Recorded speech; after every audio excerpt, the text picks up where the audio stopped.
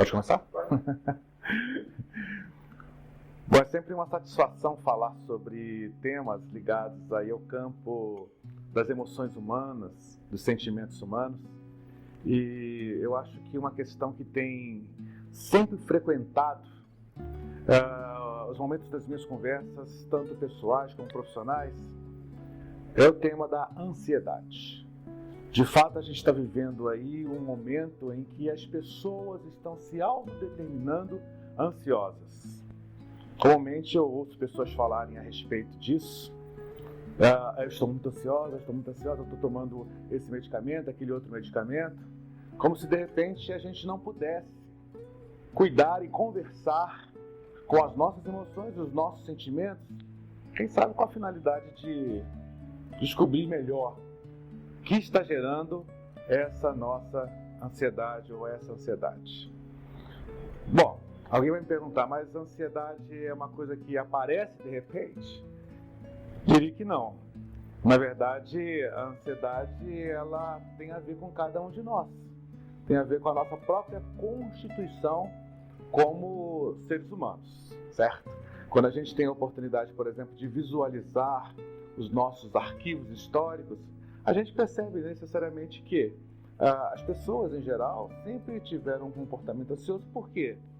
Querendo ou não, nós estamos sujeitos à raiva, sujeitos ao medo, sujeitos à alegria, sujeitos à tristeza. E essas questões estão sempre negociando com o nosso corpo e a nossa apreensão. Por exemplo, se a gente ouve um barulho estranho em determinado momento na nossa casa, talvez um objeto que tenha caído, a gente logo fica em estado de alerta. A gente não sabe o que aconteceu e a gente procura ir ao local com a finalidade de ver o que está acontecendo, o que foi que rolou ali. Mas o estado de alerta nos liga e a gente fica naquele espírito ansioso, o coração fica descompassado, batendo mais forte, de repente a gente sente um frisson, um arrepio no corpo, às vezes uma sudorese, coisas do gênero. Então isso está sempre acontecendo com qualquer um de nós. Então a ansiedade, a gente precisa entender isso. Ela tem a ver com uma questão existencial, está ligada à ideia de angústia, quando a gente se sente angustiado, porque a gente está sempre num movimento que é comum a todos nós, que é o de ser e também de não ser. Porque vamos combinar uma coisa, nenhum de nós pode alcançar tudo que deseja.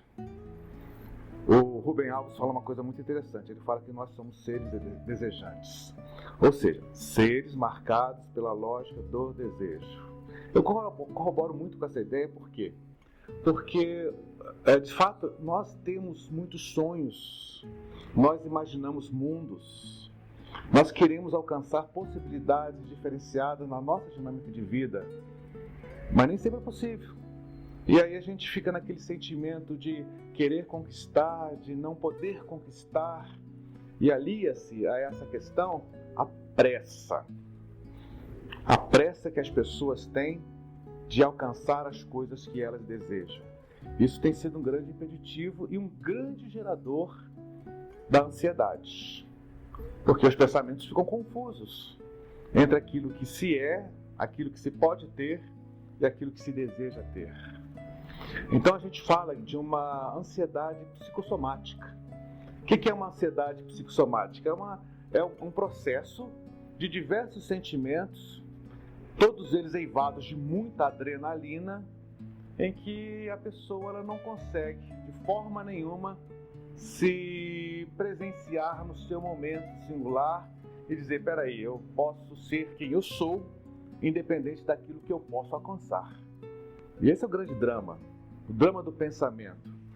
Você focar naquilo que realmente é a sua vida e, de certa forma, aguardar as potencialidades que podem acontecer no mundo dos sonhos, no mundo dos desejos e assim por diante. Então eu gosto sempre de colocar essa perspectiva como uma ansiedade psicossomática, aquela que ela altera a nossa forma de pensar.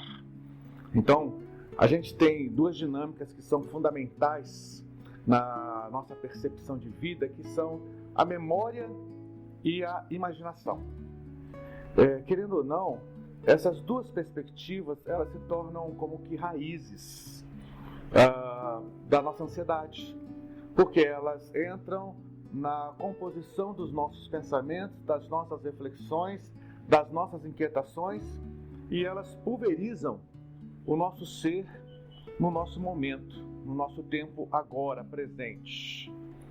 E aí a gente traz memórias que nos aconteceram no passado, obviamente, e a gente acaba pensando o seguinte: puxa vida, se eu tivesse feito aquilo, se eu tivesse feito aquilo outro, se eu tivesse tomado aquela decisão, se, e esse se vai, de certa forma, provocando uma angústia dentro da pessoa, favorecendo com que essa pessoa tenha uma dificuldade de se ver no seu momento presente.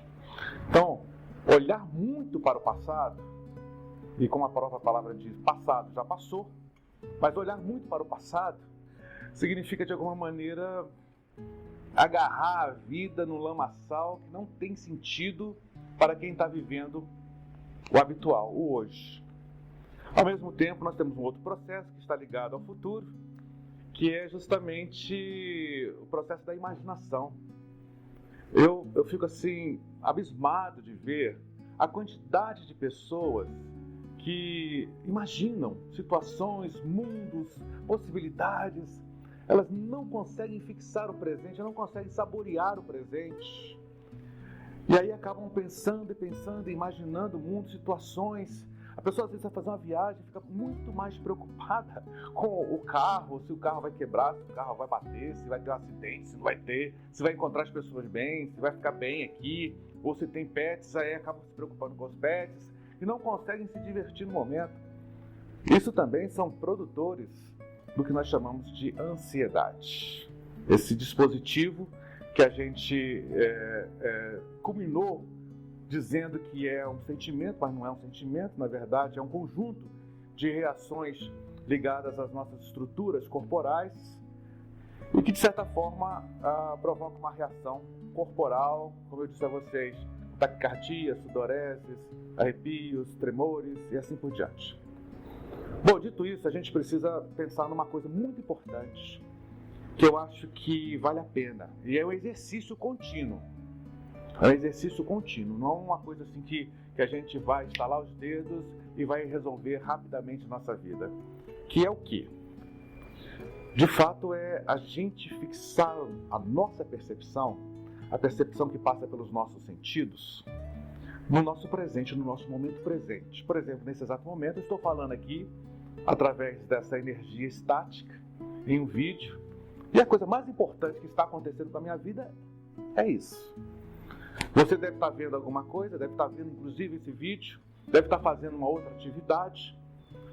E se você pudesse fixar nisso, certamente você vai ter uma expressividade muito maior na dinâmica da sua vida. Por quê? Porque você vai saborear o momento. Há uma expressão que ela é oriunda do poeta grego Horácio. Ele disse uma coisa muito especial sobre a conservação do tempo, sobre o momento, carpe diem, né? Uma expressão que todo mundo conhece, já vi muita gente com tatuagem, carpe diem, tal. Mas muitas vezes as pessoas esquecem de pensar. As pessoas esquecem de pensar o significado dessa expressão. Quer dizer, colhe o momento, saboreia esse presente, porque é a única coisa que você tem. É a única coisa que nós temos.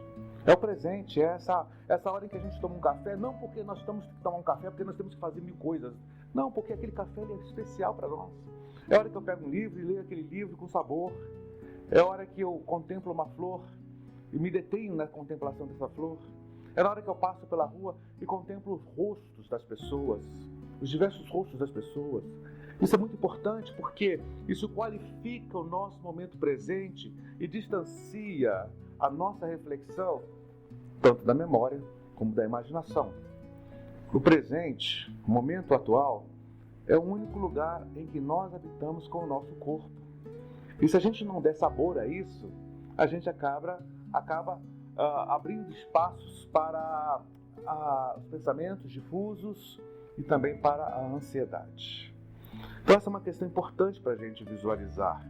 A gente está no momento agora em que a grande gama de farmácias e drogarias está aí se expandindo nas cidades, nos grandes centros, nos pequenos centros, como se de repente as pessoas estivessem ficando adoecidas. Adoecidas por quê? Eu acho que é uma correria insana para se conquistar coisas, para se comprar coisas, para se fazer uma série de atividades. A gente vê aí, por exemplo, as mídias sociais, as redes sociais, cheias de exposições de fotos de pessoas com seus pés, com as suas bebidas, com as suas comidas, com as suas festas. E a gente sabe que não é a realidade. A realidade é outra.